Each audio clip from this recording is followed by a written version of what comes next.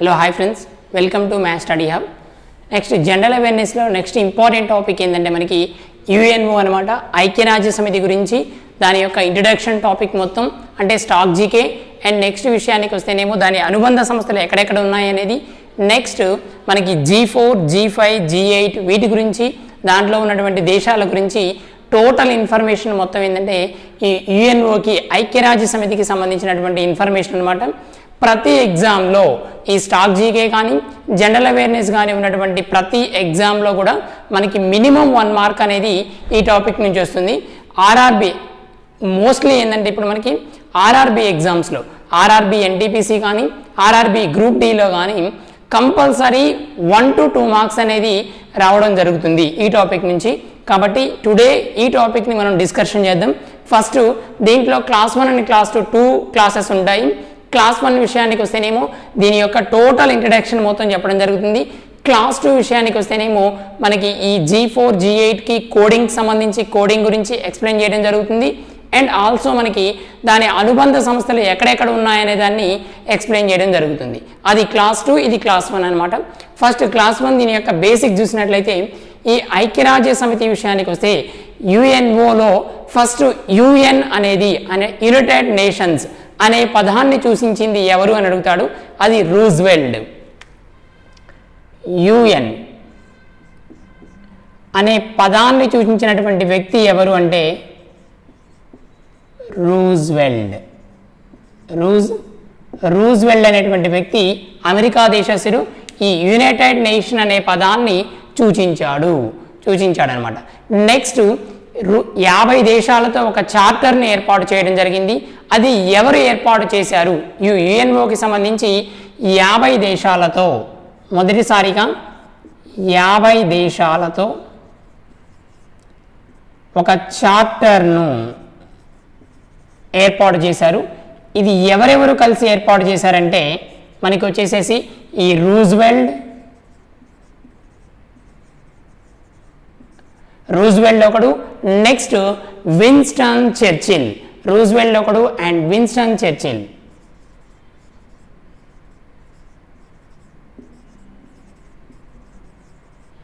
ఇతనేమో అమెరికా దేశానికి సంబంధించిన వాడు.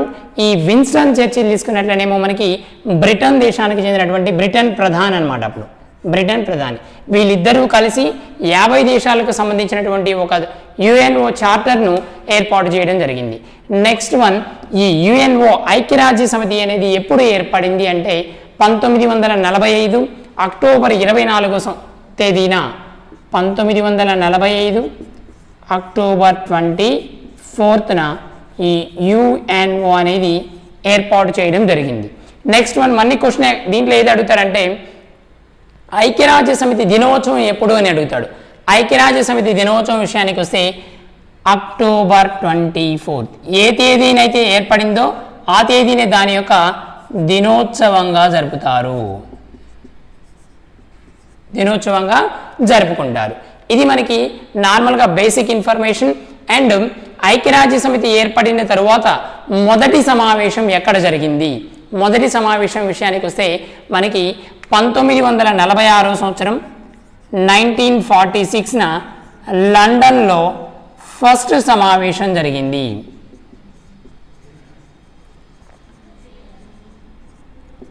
మొదటి సమావేశం ఎక్కడ జరిగిందంటే లండన్లో 1946 సంవత్సరం. ఏర్పడినటువంటి 1 సంవత్సరం తర్వాత దాని యొక్క మొదటి సమావేశం అనేది జరగడం జరిగిందనమాట. మొదటి సమావేశం ఈ తేదీన జరిగింది. నెక్స్ట్ వన్ విషయానికి వస్తే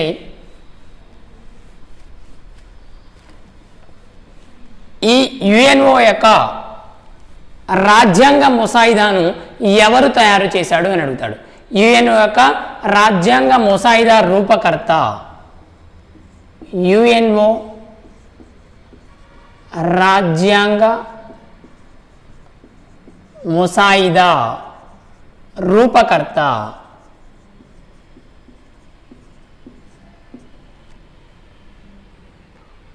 ఈ యుఎన్ఓ యొక్క రాజ్యాంగ ముసాయిదా రూపకర్త ఎవరు అంటే జాన్ క్రిస్టియన్ అనమాట. Jan Christian.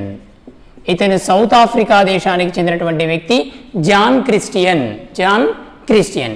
నెక్స్ట్ వన్ విషయానికి వస్తే యుఎన్ఓ యొక్క ప్రధాన కార్యాలయం ఎక్కడ ఉంది? యుఎన్ఓ యొక్క ప్రధాన కార్యాలయం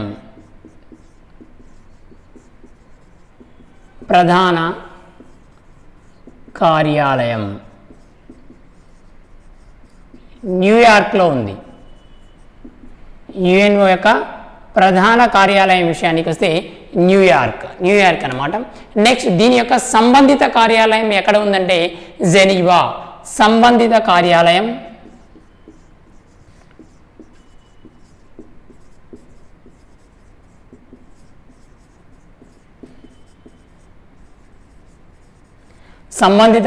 ఏమో జెనీవాలో ఉంది.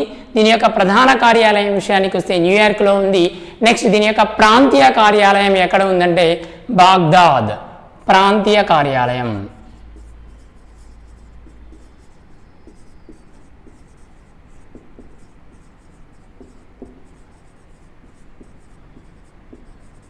బాగ్దాద్. ప్రాంతీయ కార్యాలయం విషయానికి వస్తే బాగ్దాద్, సంబంధిత కార్యాలయం విషయానికి వస్తే జెనీవా, అండ్ దీని యొక్క ప్రధాన కార్యాలయం విషయానికి వస్తేనేమో మనకి న్యూయార్క్లో ఉంది. నెక్స్ట్ వన్ విషయానికి వస్తే దీని యొక్క భాషలు ఇంపార్టెంట్. దీని యొక్క మనకి అధికార భాషలు ఉంటాయన్నమాట. ఆ అధికార భాషలు ఎన్ని అని అడిగితే 6. యుఎన్ఓ అధికార భాషలు 6 అనమాట. అధికార భాషల విషయానికి వస్తే 6. ఈ 6 గురించి చూసినట్లయితే మనకి ఒక కోడ్ ఉంటుంది. ఆ కోడ్ నేర్చుకున్నట్లయితే సింపుల్గా ఈ 6ని ఎక్స్ప్లెయిన్ చేయొచ్చు. దీని యొక్క కోడ్ విషయానికి వస్తే AC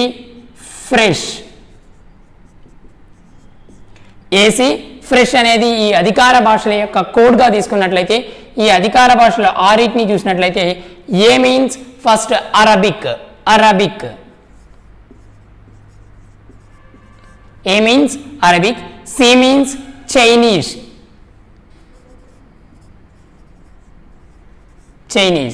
Next, F means French language, French. Next, R means Russian. Next, E means English.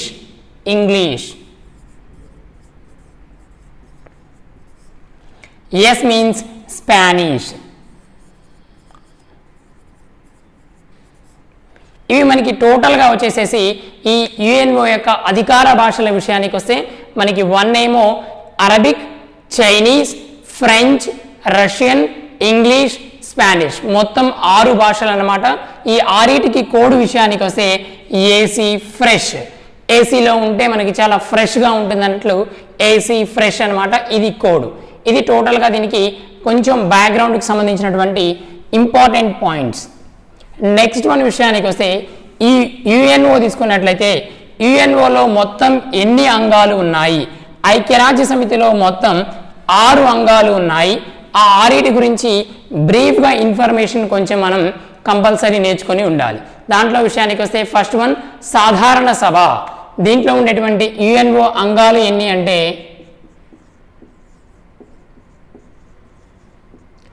6. వాటిలో ఫస్ట్ వన్ విషయానికి వస్తే సాధారణ సభ.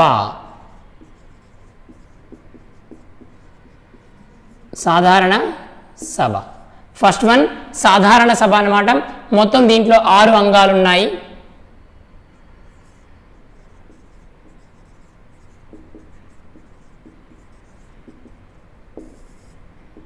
దీంట్లో సాధారణ సభ విషయానికి వస్తే జనరల్ అసెంబ్లీ అనమాట. దీంట్లో వచ్చేసి దీని యొక్క ప్రధాన కార్యాలయం ఎక్కడ ఉందంటే న్యూయార్క్లో ఉంది. దీని ప్రధాన కార్యాలయం న్యూయార్క్. ప్రధాన కార్యాలయం విషయానికి వస్తే న్యూయార్క్లో ఉందన్నమాట. నెక్స్ట్ అధ్యక్ష మరియు ఉపాధ్యక్షుని యొక్క పదవి కాలం ఎంత అంటే 1 year. ఇక్కడ అధ్యక్షుడు అండ్ ఉపాధ్యక్షుని యొక్క పదవీ కాలం విషయానికి వస్తే 1 సంవత్సరం అన్నమాట. నెక్స్ట్ ఇండియా నుంచి ఎన్నికైనటువంటి మొట్టమొదటి మహిళ ఎవరు? సాధారణ సభకు ఇండియా నుంచి ఎన్నికైనటువంటి మొట్టమొదటి మహిళ విషయానికి వస్తే Vijayalakshmi Pandit, first Indian women.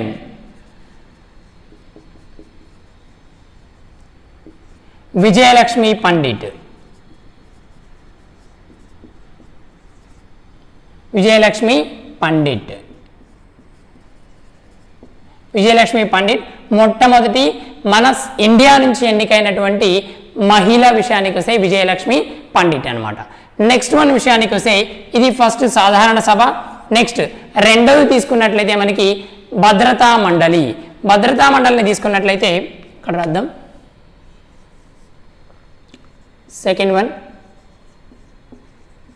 భద్రతా మండలి. దీని యొక్క ప్రధాన కార్యాలయం విషయానికి వస్తే న్యూయార్క్. ప్రధాన కార్యాలయం ఎక్కడుందంటే దీని ప్లేసు న్యూయార్క్ అనమాట. నెక్స్ట్ ఈ భద్రతా మండలిలో మనకు వచ్చేసేసి మొత్తం ఎన్ని సభ్య దేశాలు ఉన్నాయంటే 15 సభ్య దేశాలు ఉన్నాయన్నమాట. ఈ 15లో 10 తాత్కాలికమైనవి ప్లస్ 5 శాశ్వత సభ్య దేశాలు. అంటే ఎప్పుడు ఉండే దేశాలు ఏంటంటే 5, మారుతూ ఉండేటువంటి దేశాలు ఏంటంటే 10 అనమాట. ఇవేమో తాత్కాలికమైనటువంటి సభ్య దేశాలు, ఈ 5 శాశ్వత సభ్య దేశాలు.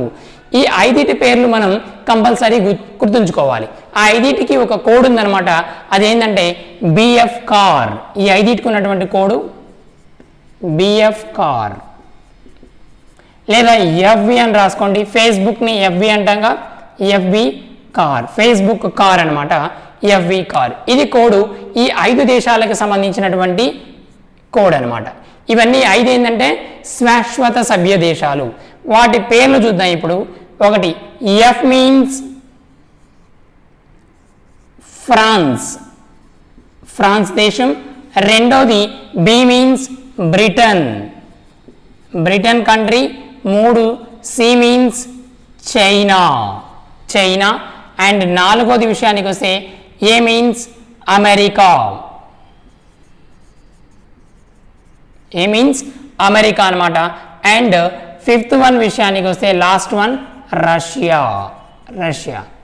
ఇవి మొత్తం టోటల్గా ఏంటంటే భద్రతా మండలిలో ఉన్నటువంటి 5 సభ్య దేశాల విషయానికి వస్తే ఎఫ్బి కార్ అనమాట. F means France, B means Britain, C means China, A means America, R means Russia. ఇవి మోస్ట్ ఇంపార్టెంట్. మనకి క్వశ్చన్ ఎట్లా అడుగుతాడంటే క్రింది వానిలో భద్రతా మండలిలో లేని సభ్య దేశం ఏమిటి అని అడుగుతాడు. ఆ లేనిది ఫైండ్ అవుట్ చేయాలి. క్రింది వాటిలో ఏది కాదు అని కానీ ఫస్ట్ 2 ఉన్నాయి ఇచ్చి 3వది లేనిది ఇస్తాడు. ఏబియా, ఏబిసియా, ఏది కాదా, ఇలా డిఫరెంట్గా అడుగుతాడు క్వశ్చన్ని. కాబట్టి కంపల్సరీ మనం ఏంటంటే ఆ 5 దేశాల పేర్లు మనం నేర్చుకొని ఉండాలి. ఇది టోటల్గా ఏంటంటే భద్రతా మండలికి సంబంధించినటువంటి బేసిక్ ఇన్ఫర్మేషన్. దీంతో పాటు మనకి ఏంటంటే ఇక్కడ ఈ భద్రతా మండలిలో ఎన్ని సంవత్సరాలకు ఎలక్షన్ జరుగుతాయి, ఎలా ఎన్నుకోబడతారంటే ఈ శాశ్వత సభ్య దేశాలు ప్రతి 2 సంవత్సరాలకు ఒకసారి 2/3 మెజారిటీతో నియామకం జరుగుతుంది. దీంట్లో నియామకం ఏంటంటే మనకి ఈ ప్రతి 2 సంవత్సరాలకు ఒకసారి 2/3 మెజారిటీతో దీంట్లో నియామకం జరుగుతుంది. అండ్ ఆల్సో మనకి ఈ భద్రతా మండలికి ఎప్పుడు నోబెల్ బహుమతి వచ్చింది అని క్వశ్చన్ అడుగుతాడు. ఎప్పుడంటే 1988వ సంవత్సరంలో దీనికి నోబెల్ బహుమతి రావడం జరిగింది, నోబెల్ ప్రైజ్. ఇది ఇంపార్టెంట్. భద్రతా మండలికి ఎప్పుడు నోబెల్ బహుమతి వచ్చిందంటే 1988వ సంవత్సరంలో ఈ భద్రతా మండలికి నోబెల్ బహుమతి రావడం జరిగింది. దీంతో మనకి సాధారణ సభ అయిపోయింది, భద్రతా మండలి అయిపోయింది. అంటే 2 అంగాల గురించి ఎక్స్ప్లెయిన్ చేయడం అయిపోయింది. 3వ అంగం విషయానికి వస్తే ఆర్థిక సామాజిక మండలి. 3వది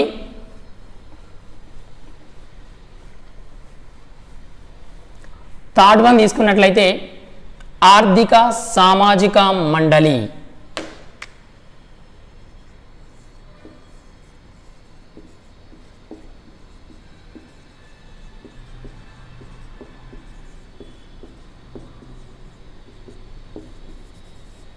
ఈ ఆర్థిక సామాజిక మండలి యొక్క ప్రధాన కార్యాలయం ఎక్కడుందంటే న్యూయార్క్లోనే ఉందన్నమాట. న్యూయార్క్.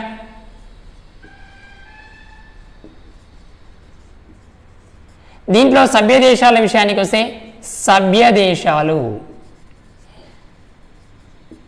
54 సభ్య దేశాలు ఉన్నాయి. ఇది టోటల్గా దీని గురించి ఏం పెద్దగా అవసరం లేదు. ఆర్థిక సామాజిక మండలి అనగానే దీని యొక్క ప్రధాన కార్యాలయం ఎక్కడుందంటే న్యూయార్క్. దీంట్లో సభ్య దేశాల విషయానికి వస్తేనేమో మనకి 54 సభ్య దేశాలు ఉన్నాయి. నెక్స్ట్ వన్, ఫోర్త్ వన్ విషయానికి వస్తే ధర్మకర్తృత్వ మండలి. Fourth one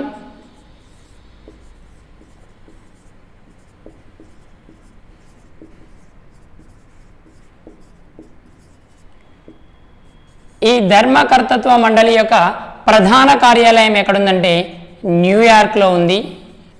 New York. దీంట్లో సభ్య దేశాల విషయానికి వస్తే సభ్య దేశాలు 5. కానీ ఏంటంటే ఇప్పుడు దీన్ని పూర్తిగా నిర్మూలించడం జరిగింది. పూర్తిగా తీసివేసినటువంటి అంగం ఐక్యరాజ్య సమితిలో పూర్తిగా నిషేధించబడిన లేదా తొలగించబడినటువంటి అంగము ఏది అని అడిగితే మనకి ఏంటంటే ధర్మకర్తృత్వ మండలి అనేది పూర్తిగా దీన్ని రిమూవ్ చేశారనమాట. ఇంతకుముందు స్టార్టింగ్లో అయితే దీంట్లో సభ్య దేశాలు ఏంటంటే 5. దీని యొక్క ప్రధాన కార్యాలయం ఎక్కడ ఉండేదంటే ఈ న్యూయార్క్ దేశంలో, న్యూయార్క్ స్టేట్లో, న్యూయార్క్ సిటీలో మనకి దీని యొక్క ప్రధాన కార్యాలయం అనేది ఉండేదన్నమాట. నెక్స్ట్ వన్, దీంతో మనకి 4 అయిపోయాయి. 5th వన్ తీసుకుందాం. 5వ అంగం విషయానికి వస్తే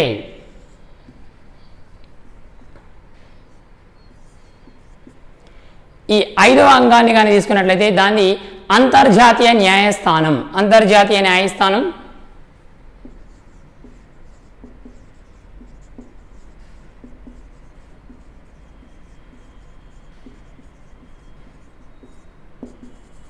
దీని యొక్క ప్రధాన కార్యాలయం విషయానికి వస్తే ది హేగ్. ది హేగ్ ఎక్కడుందంటే నెదర్లాండ్.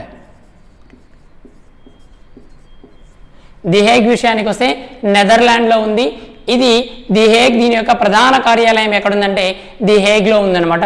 అది అంతర్జాతీయ న్యాయస్థానానికి సంబంధించి. దీంట్లో న్యాయమూర్తుల యొక్క పదవీ కాలం విషయానికి వస్తే 9 సంవత్సరాలు. న్యాయమూర్తుల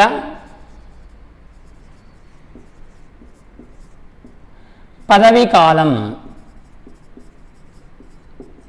9 సంవత్సరాలు. న్యాయమూర్తుల పదవీ కాలం విషయానికి వస్తే 9 సంవత్సరాలు. అధ్యక్ష ఉపాధ్యక్షుని పదవీ కాలం విషయానికి వస్తే న్యాయమూర్తుల యొక్క పదవీ కాలం విషయానికి వస్తేనేమో మనకి 9 సంవత్సరాలు వస్తుంది. అండ్ అధ్యక్ష మరియు ఉపాధ్యక్షుని యొక్క పదవీ కాలం విషయానికి వస్తే 3 సంవత్సరాలు. 3 సంవత్సరాలు. నెక్స్ట్ మన విషయానికి వస్తే దీంట్లో మన భారతీయ న్యాయమూర్తులు ఎంతమంది దీనిలో పనిచేశారు అంటే అంతర్జాతీయ న్యాయస్థానంలో న్యాయమూర్తులుగా మన ఇండియా నుంచి ఎంతమంది ఎన్నుకోబడ్డారు అంటే మనకి ఇక్కడ వచ్చేసేసి టోటల్గా 3 అనమాట. ఒకరు B N Rao,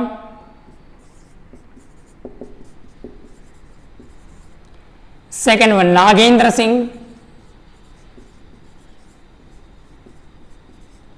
third one R S Pathak. అనమాట. టోటల్గా మనకి వచ్చేసేసి దీంట్లో నాగేంద్ర సింగ్ ఒకడు, next R S Pathak and B N Rao అనమాట.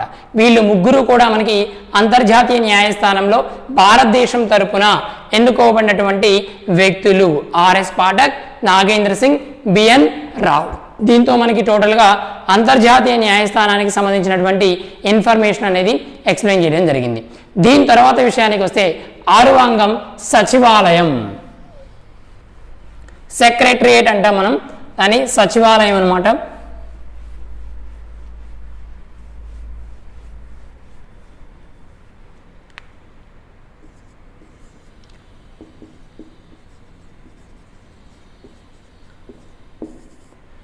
ఆరవ అంగం విషయానికి వస్తే మనకి సచివాలయం, సెక్రటరియేట్. దీని యొక్క ప్రధాన కార్యాలయం ఎక్కడ ఉంది అని అడిగితే న్యూయార్క్.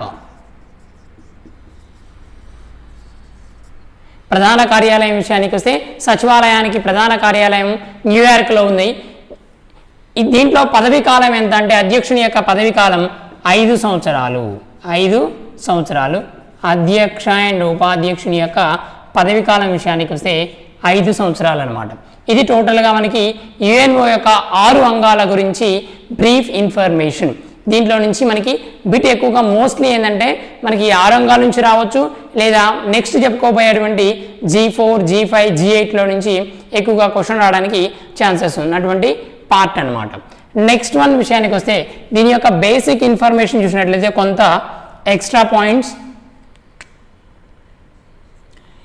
యుఎన్ఓ యొక్క మొట్టమొదటి అధ్యక్షుడు ఎవరు అని అడిగితే ట్రిగ్వెల్లీ. యుఎన్ఓ ఫస్ట్ అధ్యక్షుడు.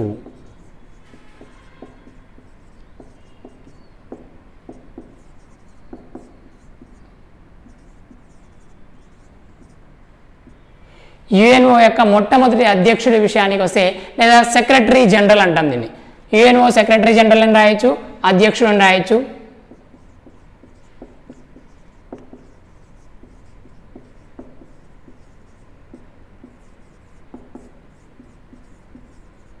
ట్రిగ్వెల్లీ అనమాట. ట్రిగ్వెల్లీ మొట్టమొదటి అధ్యక్షుడు ఆర్ సెక్రటరీ జనరల్ అనమాట. ట్రిగ్వెల్లీ తీసుకున్నట్లయితే ఇతను ఏ దేశానికి సంబంధించినటువంటి వ్యక్తి అంటే నార్వే దేశానికి సంబంధించినటువంటి వ్యక్తి అనమాట. నెక్స్ట్, విమాన ప్రమాదంలో మరణించినటువంటి యుఎన్ఓ అధ్యక్షుడు ఆర్ సెక్రటరీ జనరల్ ఎవరు అని అడుగుతాడు. అప్పుడు డాగ్ హోమర్స్ హోల్డ్. విమాన ప్రమాదంలో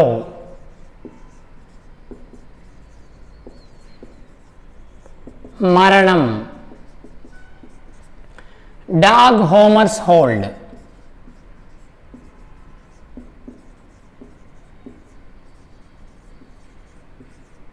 డాగ్ హోమర్స్ హోల్డ్ విషయానికి వస్తే విమాన ప్రమాదంలో మరణించినటువంటి సెక్రటరీ జనరల్, యుఎన్ఓ యొక్క సెక్రటరీ జనరల్ అనమాట.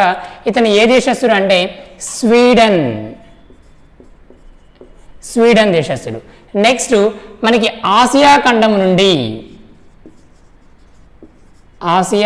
ఖండం నుండి ఎన్నుకోబడినటువంటి మొట్టమొదటి యుఎన్ఓ సెక్రటరీ జనరల్ ఎవరు అంటే యుథాంట్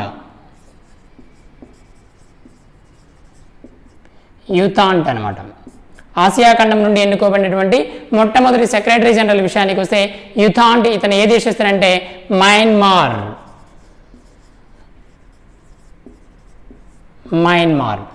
నెక్స్ట్ వన్, మనకి దీంట్లో నోబెల్ బహుమతి పొందినటువంటి యుఎన్ఓ అధ్యక్షుడు ఆర్ సెక్రటరీ జనరల్ ఎవరు?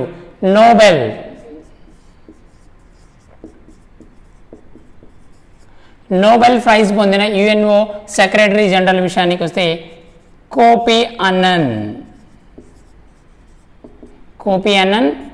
ఇతనికి నోబెల్ బహుమతి రావడం జరిగిందనమాట. ఇతను యుఎన్ఓ యొక్క సెక్రటరీ జనరల్గా పనిచేశారు. ఇతనికి ఎప్పుడు వచ్చిందంటే 2001లో నోబెల్ బహుమతి వచ్చింది. ఇతను ఏ దేశస్థుడంటే ఘనా దేశానికి సంబంధించినటువంటి వ్యక్తి, ఘనా దేశానికి చెందినటువంటి వ్యక్తి కోఫీ అన్నన్ అనమాట. ఇతనికి 2001వ సంవత్సరంలో నోబెల్ బహుమతి రావడం జరిగింది. ఇది మనకి టోటల్గా పూర్తిగా బ్రీఫ్ ఇన్ఫర్మేషన్ ఐక్యరాజ్య సమితికి సంబంధించి. నెక్స్ట్, ఒకవేళ ఒక్కొక్కసారి ఏమడుగుతాడంటే ఆసియా ఖండం నుండి ఎన్నుకోబడినటువంటి సెకండ్ పర్సన్ని కానీ అడిగినట్లయితే Ban Ki Moon. Second person విషయానికి వస్తే బాన్ కీ మూన్ అనమాట. ఇతను ఏ దేశస్థుడు అంటే దక్షిణ కొరియాకు సంబంధించినటువంటి వ్యక్తి, దక్షిణ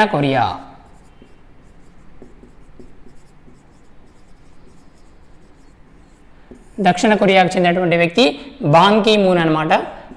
ఇది మనకి టోటల్గా యుఎన్ఓకి సంబంధించినటువంటి స్టాక్ జీకే ఇన్ఫర్మేషన్. దీని తర్వాత నెక్స్ట్ క్లాస్లో మనం ఏం చెప్తామంటే ఈ G4, G8 వాటి గురించి అండ్ విత్ కోడింగ్ ప్రకారం ఈజీగా ఎలా గుర్తుంచుకోవాలో దాని గురించి డిస్కషన్ చేయడం జరుగుతుంది. దాంతోపాటు మనకి ఈ యుఎన్ఓ యొక్క అనుబంధ సంస్థలకు సంబంధించి ఆ అనుబంధ సంస్థలు ఏ దేశాల్లో వాటి ప్రధాన కార్యాలయాలు ఉన్నాయి అనే దాని గురించి డిస్కషన్ చేస్తాం. Okay, thank you for watching.